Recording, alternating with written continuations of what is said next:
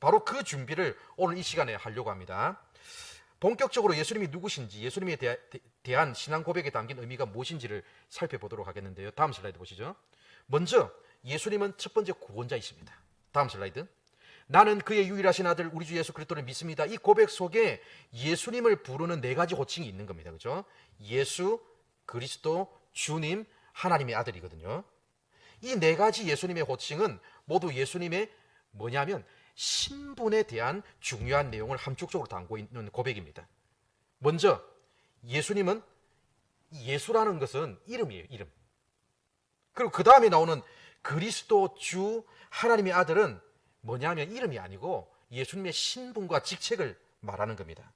예를 들어서 여러분, 이순신 장군이라고 할 때 장군은 이름입니까? 직책입니까? 직책이죠. 그죠? 그러니까 여러분, 이름은 이순신인데 우리는 그분을 이야기할 때 이름과 신분을 같이 써가지고 이순신 장군이라고 부르지 않습니까? 그죠? 마찬가지로 그리스도, 주, 하나님의 아들은 예수님의 이름이 아니고요, 예수님의 신분을 나타내는 호칭입니다. 혹시 그동안 이름과 직책을 혼동하고 계셨던 분들은 없는지 모르겠습니다. 예수만이 예수님의 유일한 개인적인 이름이거든요. 우리는 보통 직책에다가 이름을 붙이잖아요. 이름을 붙이는 게 직책에다가 님을 붙여요. 님. 예를 들어서 사장을 부를 때 사장님 부르잖아요. 그죠? 목사님, 장로님, 집사님, 이렇게 직책에다가 님을 붙이잖아요. 근데 보통 이름에는 님을 잘 안 붙여요. 그러니까 붙이는 경우가 간혹 있기도 한데 굉장히 극히 드물잖아요. 이름에 누구님 할 때는 그렇게 많이 없어요. 그런데 예수님에 대해서는 제가 갑자기 든 생각인데 좀 이상한 것 같아요. 왜냐하면 우리가 예수라고 부르면 좀 건방져 보이잖아요. 그죠? 그래서 좀 예수님이라고 부르기는 한데, 원래는 일반적 사회에서는 사장님 이렇게 직책에다가 님을 붙이는데 우리는 예수님의 직책에다가 님을 잘 안 붙이는 것 같아요. 그냥 그리스도님 아무도 그렇게 안 하잖아요. 그죠? 예. 그래서 물론 이게 별로 중요한 내용은 아닌데 그냥 갑자기 그런 생각이 좀 들었습니다. 왜 그렇게 우리가 부르지 이렇게 생각이 들었는데, 어쨌든 여러분, 예수라는 이름을 지을 때 우리 같으면 보통 부모님이 이름 짓지 않습니까? 그죠? 그래서 그 예수님의 부모였던 마리아와 요셉이 이름을 지었을 것 같은데 사실은 누가 지어준 이름이죠? 하나님이 지어준 이름입니다. 그죠? 다음 슬라이드. 그래서 이름에 대해서 하나님은 먼저 마리아에게 천사를 딱 보내가지고 이렇게 말씀하셨습니다. 보라, 내가 잉태하여 아들을 낳으리니 그 이름을 예수라 하라. 이렇게 마리아에게 분명히 예수라는 이름을 가르쳐 주었고요. 그리고 한 명한테만 알려주면 서로 의견이 다를 수도 있으니까 요셉에게도 천사를 보내셨습니다.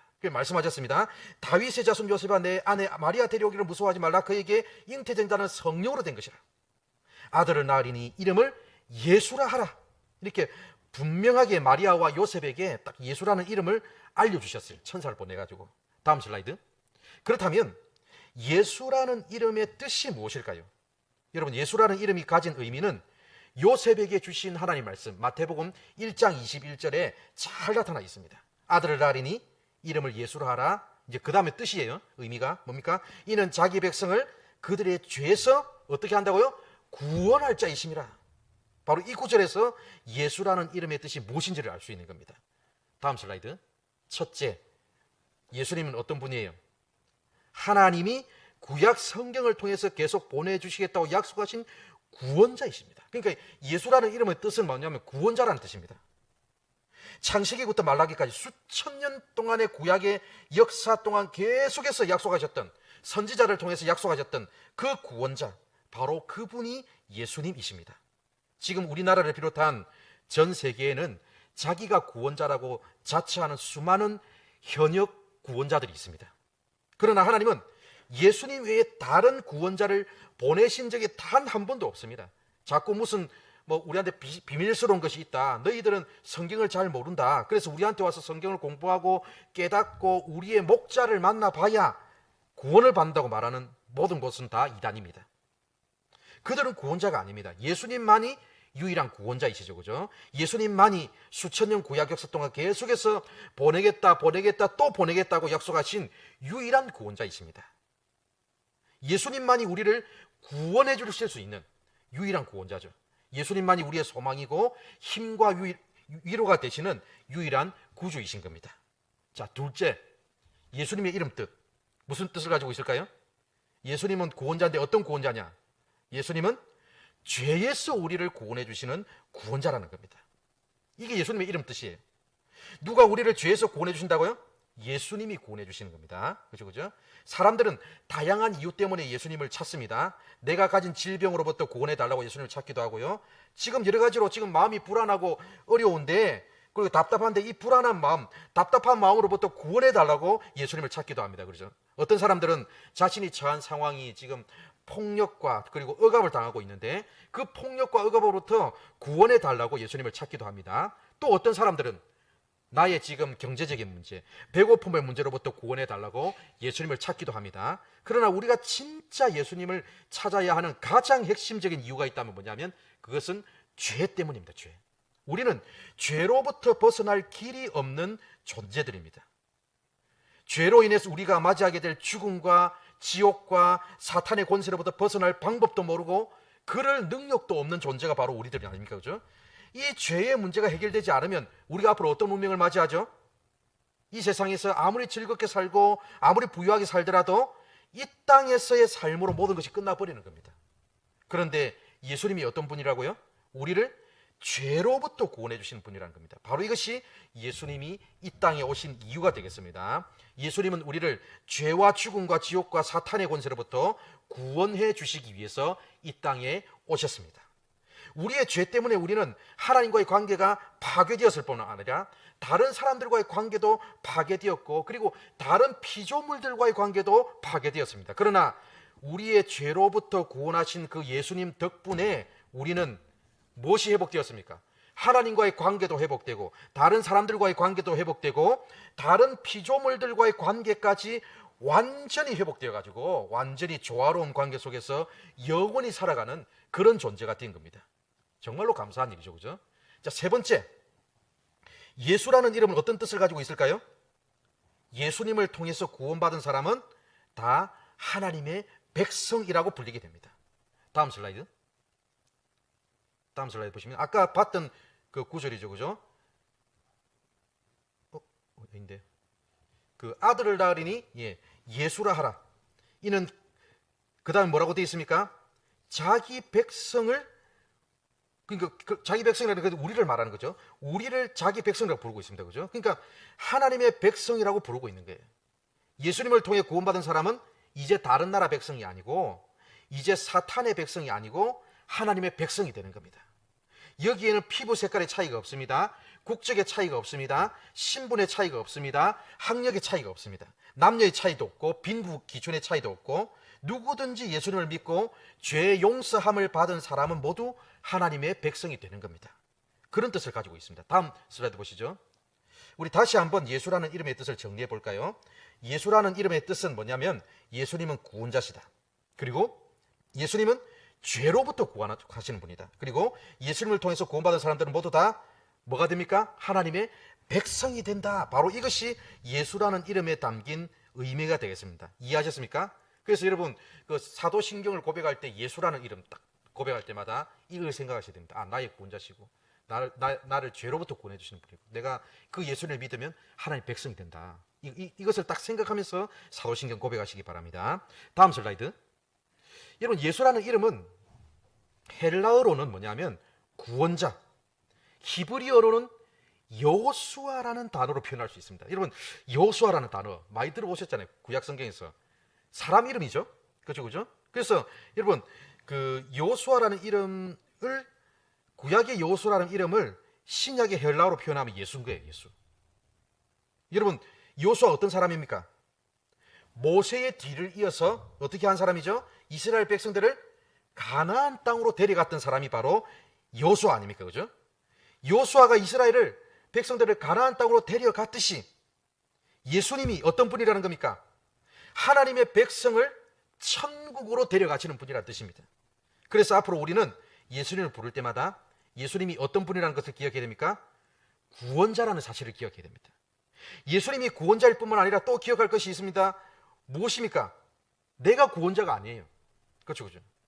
내가 구원자가 아니기 때문에 내가 쌓아놓았던 공로나 노력이나 또 다른 사람들의 도움이나 나의 인맥을 통해서 구원을 얻을 수 없는 겁니다. 누가 구원자예요? 예수님이 구원자이기 때문에 나의 행위가 아니고 오직 예수를 통해서만 받을 수 있는 게 바로 구원이라는 사실도 여러분 함께 기억하시기 바랍니다. 우리는 이런 구원을 받고 다 동등한 하나님의 백성으로 이 자리에 있는 겁니다. 다음 슬라이드. 이제 오늘 살펴볼 두 번째 주제는 이겁니다. 뭐냐면 예수님은 그리스도라는 겁니다. 그리스도. 앞에서는 예수님이 어떤 분이라고 했어요? 구원자라고 했죠. 두 번째로는요, 예수님이 그리스도라는 겁니다. 우리가 늘 외우고 있는 이 사도신경에 그리스도라는 단어, 그죠? 들어있는데, 그렇다면 예수님이 그리스도라는 이 말, 과연 무슨 뜻일까요? 예수님 당시 이스라엘 사람들은 앞으로 그리스도가 오실 것인데, 그리스도가 오시면 로마의 압제로부터 우리를 건져줄 것이라고 믿었습니다. 당시에는 로마가 이스라엘을 다스리고 있었거든요.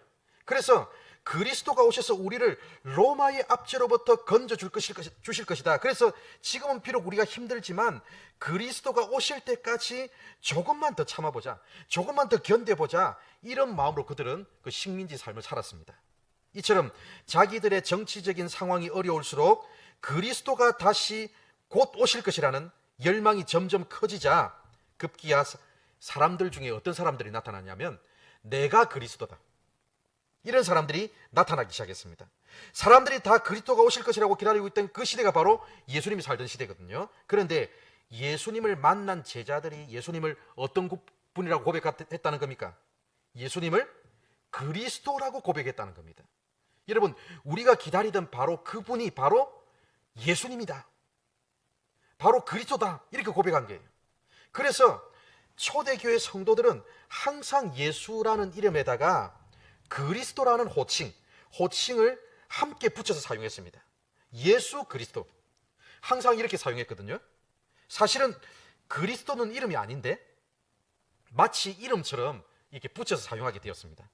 왜냐하면 예수님이 우리가 기다리시던 바로 그 그리스도라는 점이 너무나 중요하기 때문에 예수 그리스도를 이 초대교회에서는 일상적으로 붙여서 사용했고, 바울이 썼던 이런 서신서들 있잖아요, 그죠? 서신서를 딱 읽어보면 예수 그리스도를 이렇게 함께 사용하는 경우가 굉장히 많습니다. 다음 슬라이드. 여러분, 그리스도라는 단어는 그때 당시의 언어인 헬라어 단어예요. 헬라어 단어. 그러니까 그리스어죠, 그리스도. 그런데 그리스도라는 단어를 이스라엘의 원래 언어인 히브리어로 하면 있잖아요. 뭐냐면 메시아라고 번역할 수 있습니다. 그래서 구약 시대 때부터 이스라엘 사람들이 메시아를 기다렸잖아요, 그죠? 예. 메시아를 기다렸는데 바로 그 메시아가 바로 그리스도인 거예요, 그리스도. 그리고 그 그리스도가 바로 예수님인 겁니다. 그래서 구약 시대 사람들은 늘 메시아, 그리스도가 오시면 로마로부터 우리가 벗어날 것이고 우리의 삶이 좋아질 것이다, 이렇게 생각해 왔습니다. 여러분 혹시 기독이라는 단어 아시죠? 우리를 기독교인, 맞죠, 그죠? 또 기독교라고 하지 않습니까, 그죠? 바로 그리스도, 메시아라는 단어를 한자로 표현한 단어가 바로 기독이라는 단어입니다. 기독이라는 단어. 신학책을 보면 여러분 기독론이라는 과목이 있거든요.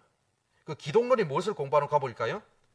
그리스도에 대해서, 예수 그리스도에 대해서 공부하는 과목이 바로 기독론입니다.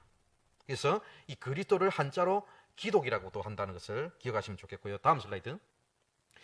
원래 그리스도라는 말은 무슨 뜻일까요? 화면에 나오죠? 기름 부음을 받은 자라는 뜻이에요.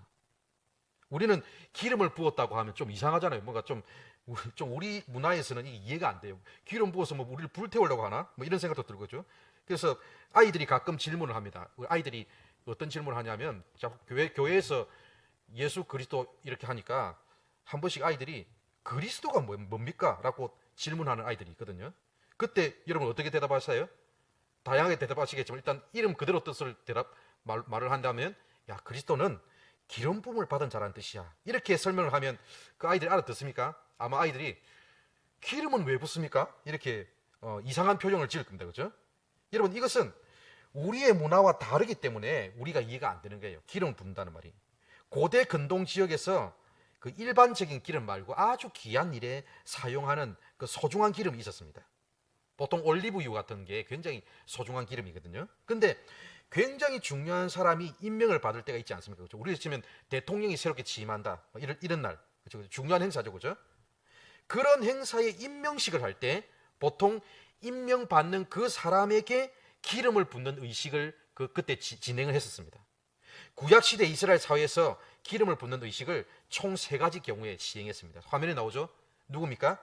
선지자, 왕, 제사장.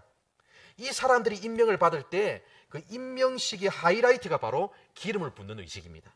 왜냐하면 이 기름 부음이라는 것은 아무한테나 하는 의식이 아니고, 누군가 기름 부음을 받았다는 것은 하나님께 임명장을 받았다, 이런 말과 똑같은 겁니다. 그러니까 하나님이 선지자를 임명하시고, 그리고 왕을 임명하시고, 제사장을 임명하실 때 기름을 부으라고 한 거예요.